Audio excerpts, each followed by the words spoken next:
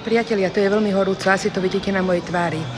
No a toto je zase jeden z tých hotelov, kde som bola s kamoškami na Babskej jazde. Nachádzame sa v Noémovej arche. Určite ide o najväčší hotelový areál na severnom Cypre.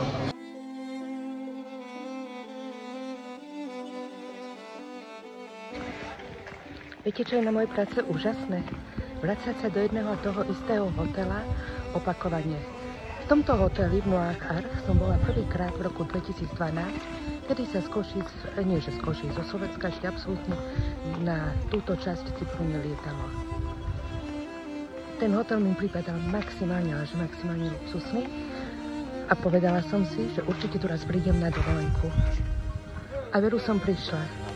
Písal sa rok 2018 a dovolenkovala som tu s mojou kamoškou, jednou, druhou, treťou. Boli sme tu na takej babskej jazde a propos babskej jazdy by mali byť povinné pre každú jednu babu. Boli sme tu maximálne spokojní na dovolenke. A fakt, keď sme tu boli ešte v tom 2012 roku, všetky tieto palmy, tie, ktoré vidíte tuto vzadu, boli ešte čerstvo zasadené, boli také maličké, možno nejakých do 1 metra. Pozrite sa, aká džungla je tu teraz. No a teraz vám poviem o výhodách dovolenky v takomto obrovitánskom areáli.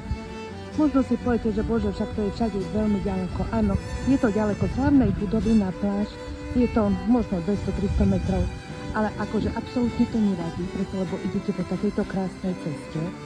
Okrem toho, nikdy nemáte problém, ale že nikdy nájsť voľné ležadlá na pláži, voľné ležadlá pri bazéne, a takisto stále si nájdete nejaké to svoje miestečko, kde ste len vy a vaše myšlienky, prípadne vy a kniha, ktorú chcete čítať.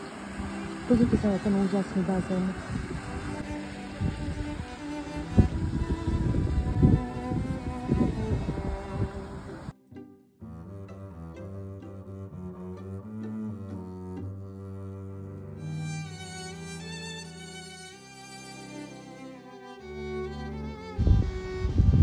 Budete sa tu cítiť ako v botanickej záhrade.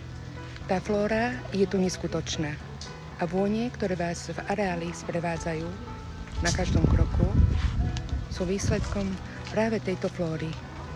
Aquapark, aquasplash, ihrisko pre malé deti v takých malých domčekoch a perfektná pláž, na konci ktorej je maják, kde sa konajú diskotéky.